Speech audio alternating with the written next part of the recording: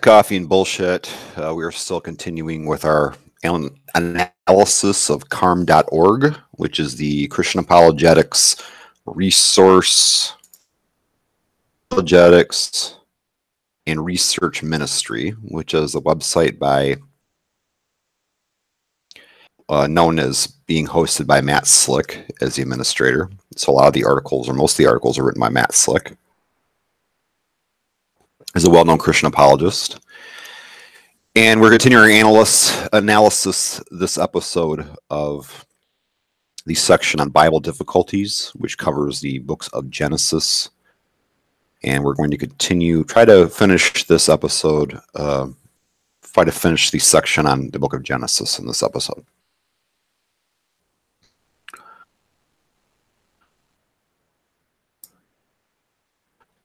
So back to screen share. Okay.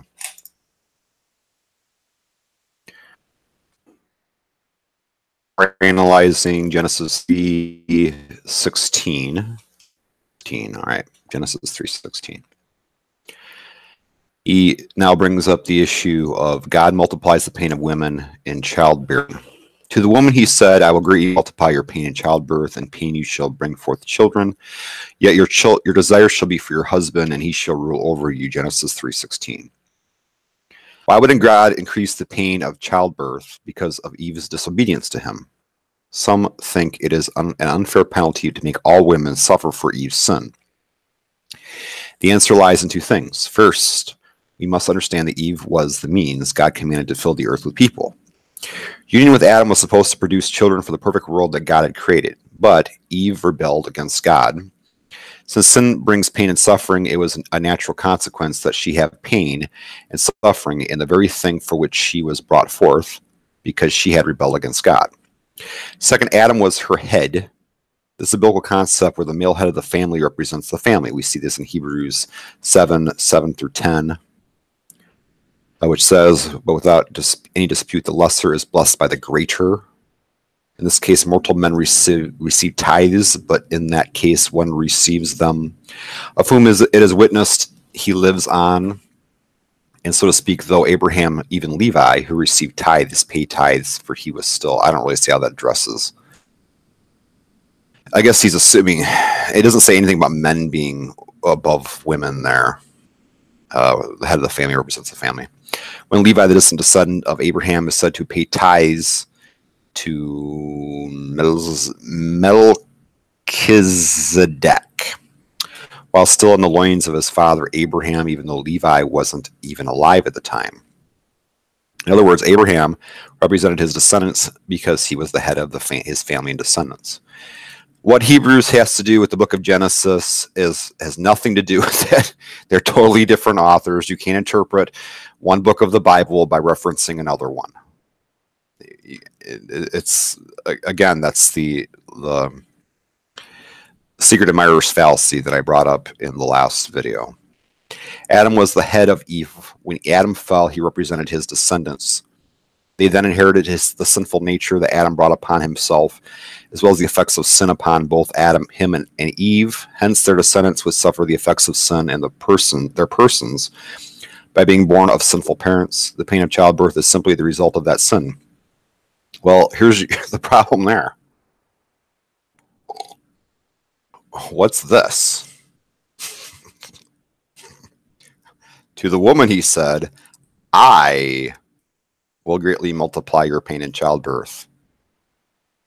He did not say that it is a natural result of anything. He said he did it. It was a decision in the situation that God made. So how are you saying that it's a natural result of anything? You know, it's right there in the passage. I will greatly multiply your pain in childbirth. It's not a strong criticism, but it does point out pretty obviously that the way he's interpreting this stuff, he approaches it with his own presupposition about about his own theological beliefs. And then when it doesn't show what he believes, he just doesn't see things. I mean, he copied and pasted this right into the page, but he didn't see I there. To the woman he said, I will greatly multiply your pain in childbirth. Therefore, It was not a natural consequence. It was a supernatural intervention. I will greatly multiply your pain. All right, back to this. Where did Cain get his wife? Oh, that's a common one with the Bible. People bring that up a lot.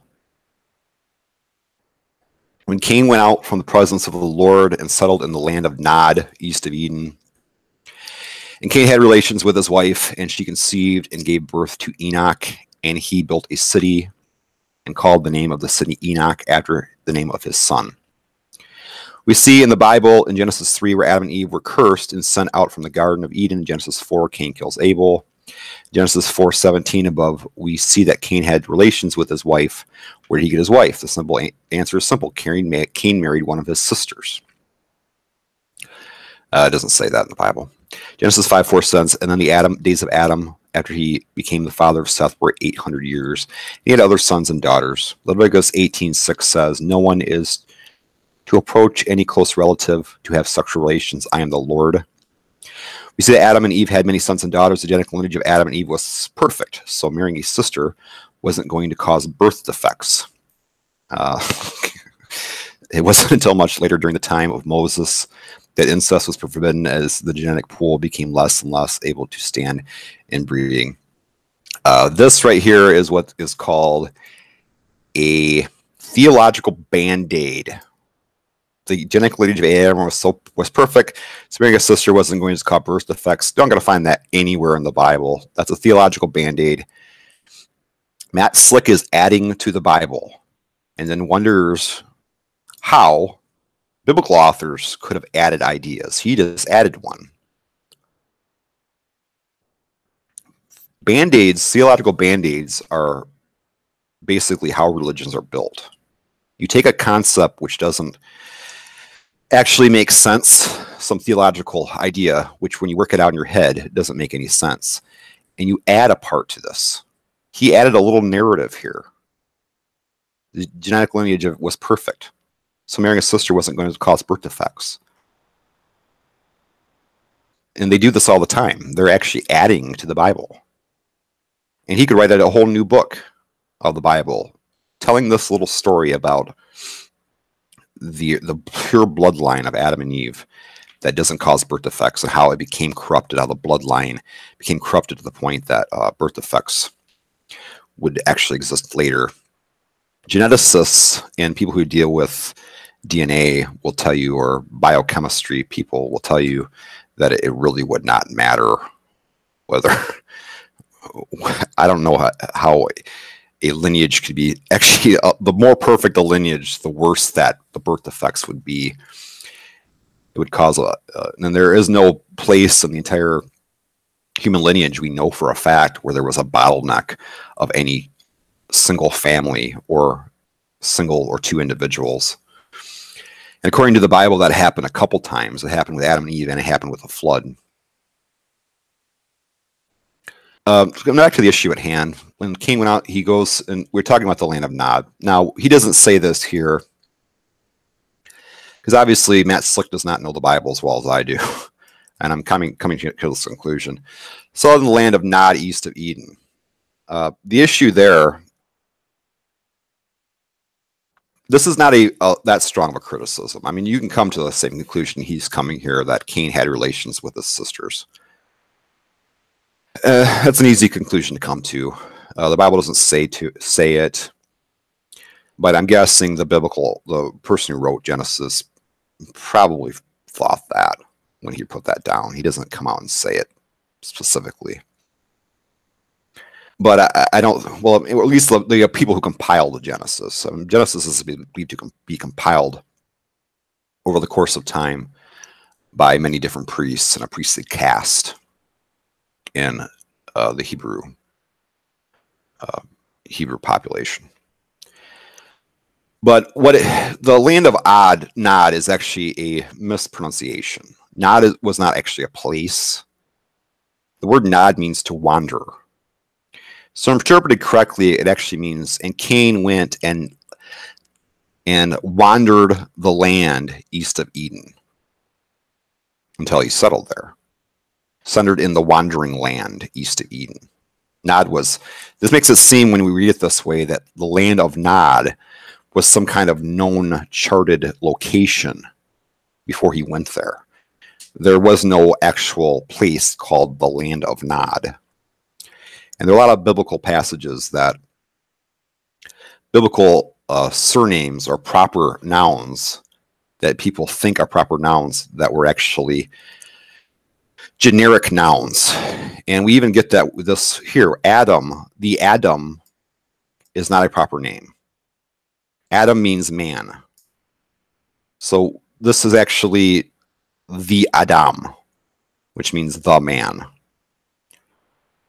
So while I agree with Matt Slick here that this is not a strong criticism, because you could easily just come to the conclusion that Cain married one of his sisters and had children with them. I guess once they left the Adam, their father, they must have gone and sought Cain out, and yeah, let's go find Uncle Cain and make some babies with him. Since our brothers are all gross, I don't know. And so they went and found him and made babies with him. Yeah, you can come up with that conclusion. It's an easy volley back from the serve that he's doing here. And any apologist could do the same thing. Whether that means that they would not have birth defects is stupid. Now, granted, all inbreeding does not cause birth defects. From what I understand, I think the ratio is about 40% or 15%, something like that, with brothers and sisters and nieces and uncles. I think it's, yeah, like 15. I'd have to look it up again. I used to know this stuff. This is a problem when you're doing live talk, is that usually when I'm typing things out and I'm interacting with people on the internet, I look things up as I'm talking, but I don't really have that privilege here quite as easily. And we'll go ahead and do it right now. Whatever. It can't hurt us. So we're going to go ahead and look up the chances of birth defects. Birth defects inbreeding. Find. Person said to the awesome. Okay, well, let's go ahead, and I'm sure this wiki article will tell me. Different. The chances are different when it's a cousin or if it's a uncle and niece, and when it's brothers. It's not, the chances aren't as high as they're not 100%. So you actually can get away with it sometimes.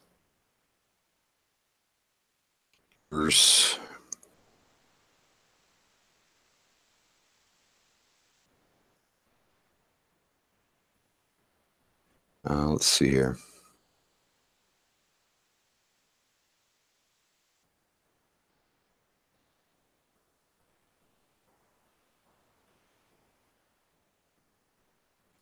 Offspring of biological patients are subject to possible effects of inbreeding. Chances of such orders are increased when the biological parents are more closely related. Because such parents have a 25% probability of producing homozygous zygotes, resulting in offspring with two recessive alleles, which can produce disorders when these alleles are... I'm not reading some of these words. You're using big sciencey words on me. But I do know that the... I don't know, it should say here what the difference is if it's a cousin or it's a niece and uncle. I know that it is different. Okay, here we go. Typical co-ancestries between relatives are as follows. Coefficients are defined for specific individuals. Treated by genealogies. There are some methods to compute the percentage of inbreeding. These two definitely, those are both derived from the common ancestry, to be identical by descent. Coefficient of inbreeding. Another useful measure to describe the extent of two individuals related, say individuals A and B, is their co-ancestry coefficient, which measures the probability that one randomly selected allele from A will randomly selected allele from B will be identical by descent. So noted as a kinship coefficient between A and B. So an uncle niece is 12.5%. So they have much less of a chance if it's a brother or sister. That's 25% chance. So it's half of that if it's an uncle and niece that they will have genetic defects from the pregnancy. So as you can see from all these percentages, they're not even close to 100%. And we seem to think that anytime a brother and sister have babies that they're going to have defects. It's not actually that high. So you can get away with it sometimes. This doesn't excuse this situation in the Bible, because obviously Cain's kids must have been mating or mated with Cain, or his grandchildren mated with his his sons or whatever. So it wouldn't have solved the problem. They would have kept dipping into that birth defect pool and rolled the dice again and again, and there would have been dirt defects. Whether Cain got away with it that one time he mated with his niece or whoever, it doesn't matter. He eventually would have had them. It's just a matter of taking the chances enough times. You're going to end up with a lot of bad birth defects. So as I'm saying, the apologetic is the criticism is a little weak in the sense that Cain could have gotten away with marrying one of his sisters. So they can come up with a story like that, and it'll knock that serve away. It'll violate it back. And also, the land of Nod was not a place. So although Matt Slick's analysis of this isn't great, actually I analyzed it a little better than he did. He's just kind of saying the genetic pool would have been able to stand interbreeding, which is bullshit. Geneticists aren't going to tell you anything like that. Where bloodlines are so pure that you can't be inbred. If that was the case, there would have been any inbreeding in the royal family or any genetic defects, and there were plenty in the royal family when they were breeding with each other. Unless he's saying that they weren't pure and Adam and Eve were. I don't know what pure fucking means. Is that some kind of stupid? Certainly not a biological term. Certainly not a geneticist term. Pure, whatever the hell that means. His next issue is in Matthew 5. Adam lived 930 years, Genesis 5:5, and all the days Adam lived were 930 years, and he died. Seth lived 912 years, and all the days of Seth were 912 years, and he died. Well, why don't you just quote it? Methuselah lived 969 years. The people really live hundreds of years, according to Genesis. After the fall of the genetic line of Abraham, of the Adam, actually, as I discussed earlier, this is not a proper name. It's the Adam. And his descendants were very pure. Well, now this frickin' very pure bullshit. Whatever the hell that means. So their health would have been incredible. Living that long would not have been a problem. Also, some theologians think there was a canopy of water that engulfed the entire earth. Well, that's not something that theologians just think. The Bible outright says that. And that it was released at the time of the flood. No, that it was not released at the time of the flood. It was still thereafter. That in the 600th year of Noah's life, in the great second month, on the 17th day of the month, on the same day, all the fountains of the great deep burst open, and the floodgates of the sky were opened. And the floodgates of the sky are sometimes alluded to as great amounts of water suspended in the sky. Also, no rain is recorded in the Bible until after the flood, which seems to support this idea. There's hardly any narrative before the flood. That is so fucking weak. Before the flood in the Bible, it's in Genesis 7, okay, where you get the flood.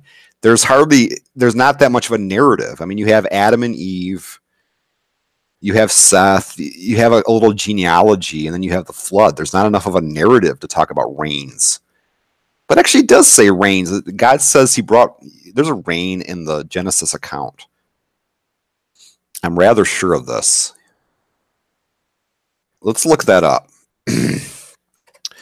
Bible Gateway of rain in the Bible. Let's see if he's right here. We'll look up his stuff live. Rain. Genesis 2. Now no shrub had appeared on no plant of his foot, and the gods had not set rain on the earth as no one worked around. Well, he just says there hasn't been rain. And then he goes 7. Now he says, I will send rain. So God had not sent rain on the earth. Okay. So I don't know. The Adam raised the plants, and I guess he's saying that no rain had fallen on the earth. I mean, I would always interpret that as Lord God had not sent rain on the earth until the Adam started working the soil. He's saying there had been no rain from that point until the flood, which was, I think I've read chronologies about the Bible. I think the flood was supposed to have been about 1,000 years after the Adam lived, or after the Adam, after the fall, somewhere around there. So he's saying for 1,000 years there were plants with no rain. Boy, that's pretty crazy thing to say. But regardless, I guess biblically, scripturally, textually, yes, he could say, well, there no rain. I just looked it up myself. Lord God had not set rain on the earth. And then the next mention of rain in the entire Bible is in Genesis 7. Now, granted, in between here, there are hardly any events, though. I mean, you have the story of Adam and Eve, and then you have the Genesis, the flood story. Basically, that's almost the very next narrative in the Bible. So that's not very impressive that there's no story that mentions rain between the story of the Adam and Eve and the flood. That's really not an impressive thing to say. I mean, because there's no events in between there. This canopy, if it is true, might have provided some sort of protection from the Earth's harmful rays. We can't know for sure. Well, you seem to know for sure when you're bringing up this pure thing, whatever the hell that is. I want to hear a geneticist tell us about what pure blood does. What the hell is pure blood? I'd like you to define that for us, how a genetic line is pure and how that changes things. I mean, you're almost talking like you believe in science, and I don't know what the fuck a pure line is. I don't know what the hell that means. Also, no rain is recorded in the Bible. Okay, blah, blah, blah. This canopy, blah, blah, blah. We can't know for sure. It's only a theory. A theory. Well, you're talking about what? Are you talking about scientific theories? This is your pure blood idea? Is that a scientific theory? Nevertheless, after the flood, the lifespan of people on earth was drastically reduced. Then the Lord said, "My spirit shall not strive with man forever, because he is also is flesh. Nevertheless, his days shall be 120 years." Whether or not this reduced canopy had any effect on human lifespan may never be known. There's actually a better explanation for these long lifespans here. They're actually poor interpretations. The Hebrew use of numbers is being misinterpreted by both the Septuagint scribes and over the years by the English scribes who put together the King James Bible. I know that there are ideas about those texts that actually say that this is a false interpretation of the statements of how long they lived. They actually lived quite less than that. That the texts actually claim they lived quite less than that. But anyway, saying that, talking about theories and talking about this pure bloodline shit is just, I don't know what the hell that even means, whether that's a scientific idea. He thinks that if that's some kind of scientific idea that there are bloodlines that are pure, and if the bloodline's pure, whatever the fuck that means, that you're going to live to be 900 years old. That's fucking retarded. And I guarantee that if you had a canopy of water actually surrounding the earth, nobody would live to be 900 years old. In fact, they'd probably fucking burn up in the process because you'd be trapping all the infrared rays inside the earth. Jackass. All right, let's go to the next thing.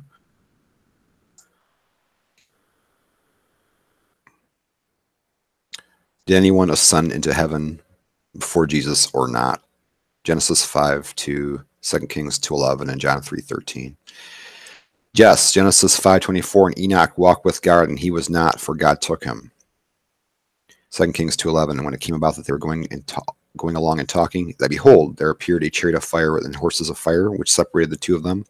And Elijah went up by a whirlwind to heaven. Hebrews 11:5, and by faith Enoch was taken up so that he could not see death. And he was not found because God took him up. For he obtained the witness that before his being taken up, he was pleasing to God. Then he's saying this statement says no, and no one has ascended to heaven, but he who descended from heaven, even the Son of Man. The answer is simple when you understand the Jewish concept of the universe. They believed in three heavens. The first was the atmosphere where the trees, clouds, and birds are. Second is the realm of the stars, planets, sun, and moon. The third heaven was the very dwelling place of God. In the Old Testament, in Genesis 5, 2 Kings and above, they're not taking to the very dwelling place of God, but into the heavens. That is, they were taking up into the sky. Well, that's what it's saying here. When it says the Son of Man went up to heaven, it's saying that he went to the sky too. I mean, it's the same damn place. It's another theological band-aid. In the Old Testament, Genesis 5, 2 Kings and above, they were not taking the very pleasant of the heavens and then taking the sky. Exactly where is in debate. It isn't until after the crucifixion and resurrection of Jesus, there were those who had died before in faith taken into the highest heaven. Ephesians 4:8 is often referred to as supporting the supporting scripture for this belief. It says, when he ascended on high, he led captive a host of captives, and he gave gifts to men. Furthermore, when Paul said he was caught up to the third heaven, he was referring to the very dwelling place of God. Biblical demonstration of three heavens. I am against you, shut the heavens so that they will not rain, and the heaven will yield no produce. The Lord will open up the heavens, storehouse of his bounty, and send rain on your land and bless with your hands. Second, these are different passages, different authors. Even Psalms passages are written by different authors. What you're hearing is three different concepts of what heaven is by different authors here. You're committing another goddamn secret admirer's fallacy, Matt Slick. You can't interpret what the author of Deuteronomy says with what the author of Psalms says and say, well, they all agree with different Psalms passages are written by different things. They're all different poems that are kind of compiled together. But you can't interpret what he's saying by what he's saying and say, well, they believe in a different heaven because they're contradicting by what they're describing heaven as. For one thing, heaven is literally a synonym for the sky. Those two concepts are not different. They're the same damn thing. When we say sky, we're talking about the same thing they're talking about when they talk about the heavens. They thought people literally lived in the sky. And coming to any other interpretation is a secret admirer's fallacy. Let me get into the secret admirer's fallacy. I wrote a little bit about this. So let's take a break from the screen for a minute and go into that.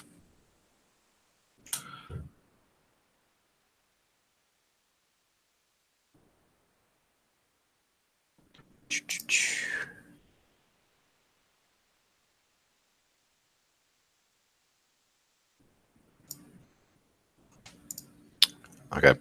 Secret admirer's fallacy is,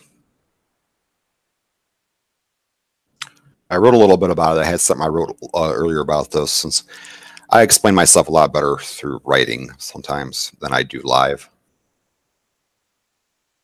And I'm going to try to mix in the future some things I've written with live commentary, better at writing my thoughts. I'm always been more of a marathon thinker than a sprinter. And so we're going to go over something I wrote before about this. The secret admirer's fallacy is explained by the analogy in which it was named. Let's say a girl likes a particular boy. Over the course of the week, she receives 3 different secret admirer messages in her locker. All 3 of them have different handwriting, are written on different paper, and express contradictory things. Letter A says, I love you. We should get together before I go back home to Wisconsin. Letter B says, you're a hot chick. I love the smell of your pussy. Then letter C says, I really wish you would stop staring at me. I can't stand you. If the girl were dogmatically convinced that the target of her crush, Greg, wrote all three messages, she might edit the statements in her mind so that they're consistent with each other and consistent with the notion that Greg wrote all three.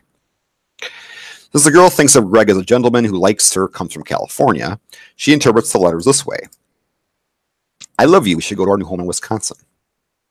This is what she's interpreting from this.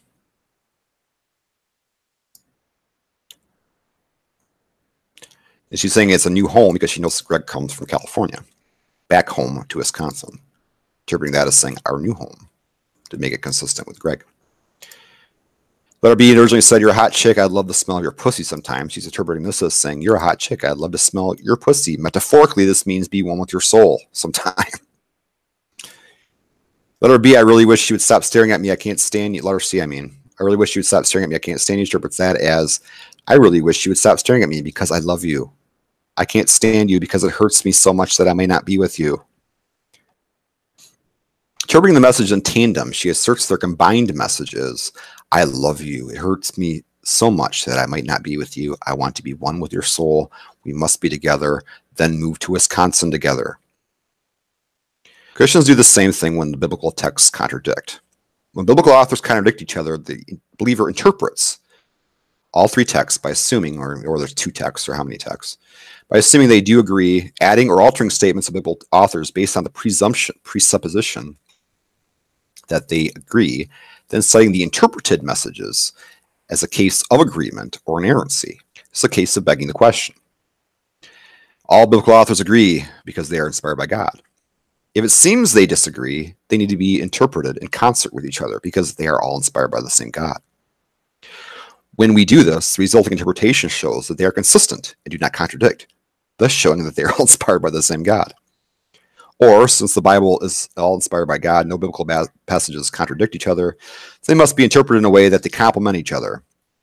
When they are interpreted in a way that they complement each other, they don't contradict.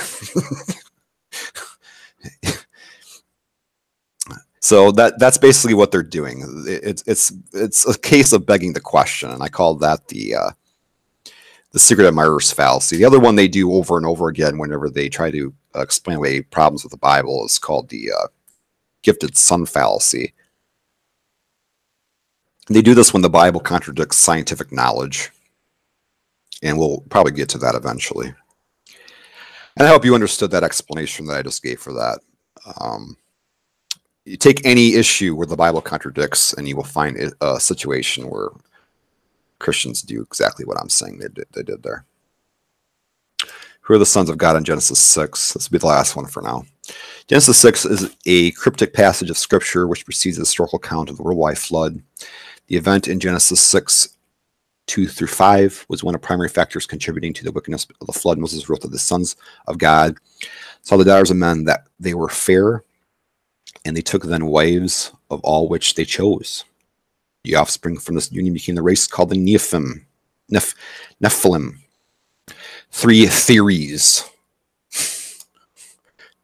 That fucking word should never be uttered. It is offensive to me that he is using that word to describe the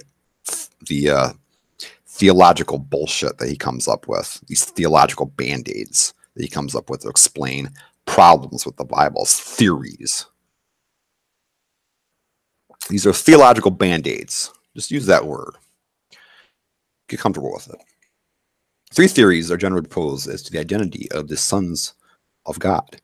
The least likely theory is that the sons of God were dynastic rulers. The appeal of this proposition is that it eliminates the difficulty of the passage rather easily. The daughters of men would be commoners. Thus, the reason for God's judgment was the sin of polygamy. The Aramaic Targums, I'm not sure what that is. Evidence given that great men, rulers, and kings took commoners to themselves in polygamous relationships, that magistrates and rulers are referenced as gods. Another evidence is that kings are sometimes called the sons of deities. Problem with this interpretation is that the kingship is not expressed in such manner. Additionally, the Bible never considers kings to be sons of deity. The only possible explanation to this would be Psalms 2, 6 through 7. But as for me, I have installed my king upon Zion, my holy mountain.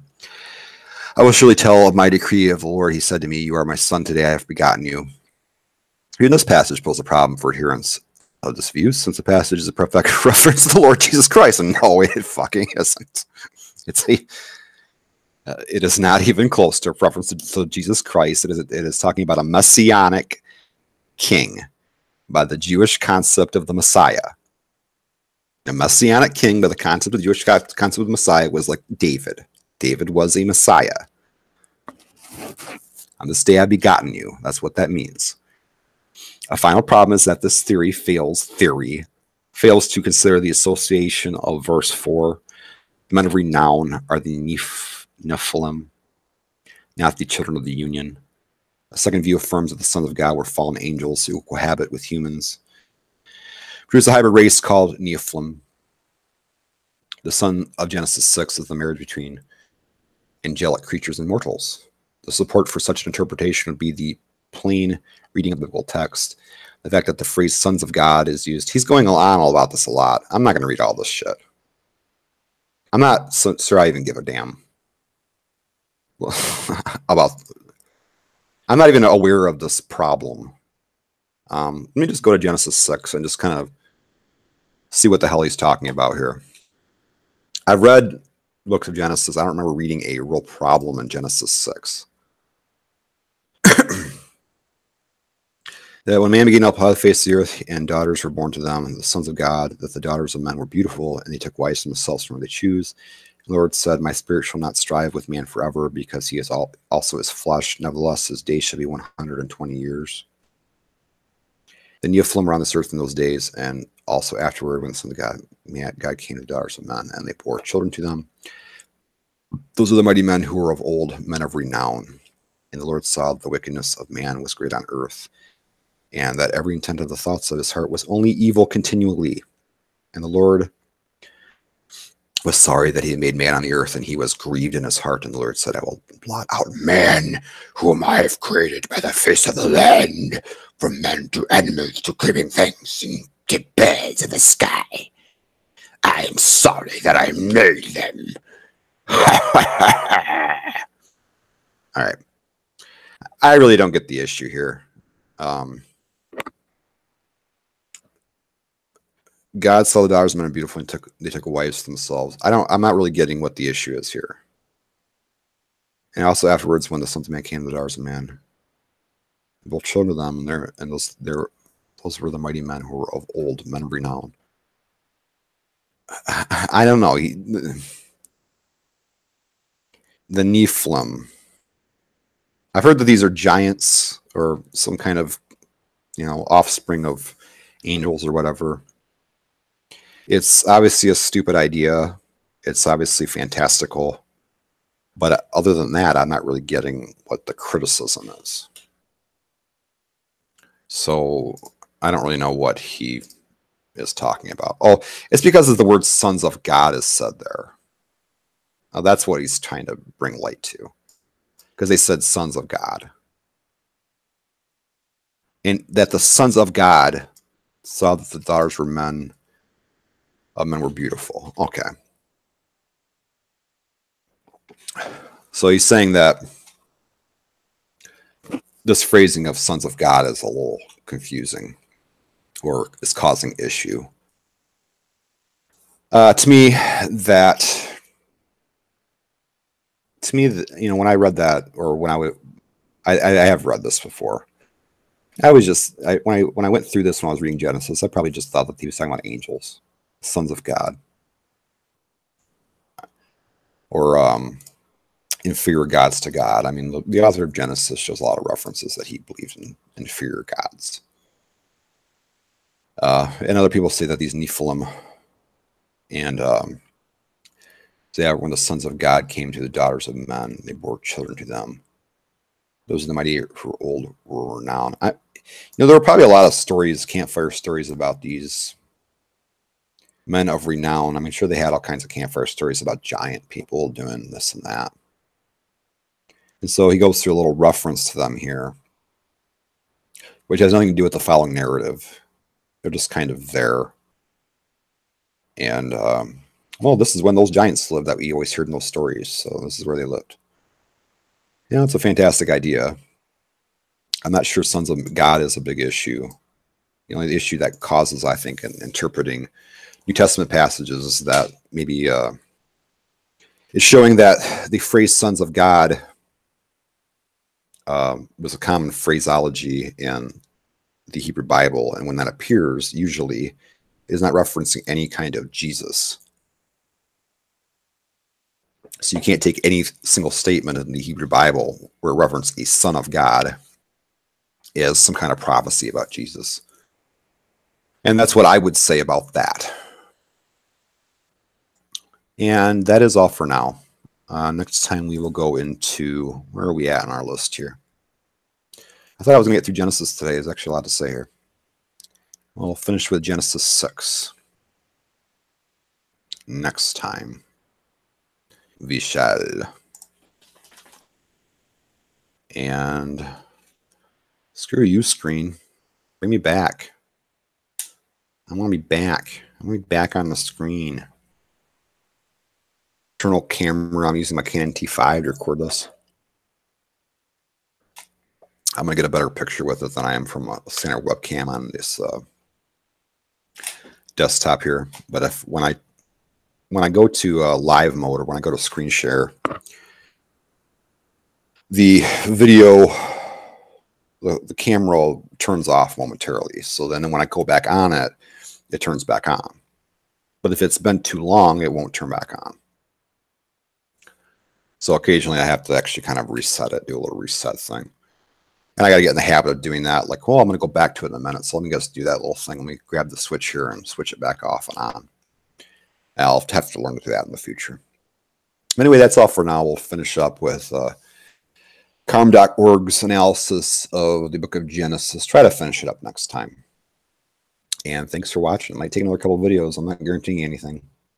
Because if I get on talking about some part of it, I might rant for a while. I might waste time doing that. But I am feeling a little more comfortable with this this live yammer jibber jabber through here. And there are points, as you saw in this video, where I wasted time, where I was looking for things and I was mumbling a little bit. But I do feel more comfortable. I'm not trying to avoid my ums, and I don't know. After 100 videos, I think I will see, hopefully, we'll see a drastic improvement in my ability to do this. This is video 3. So be patient with me if you're watching this. And thank you for watching. Subscribe to my channel if you want to see more of this, whatever the hell this is.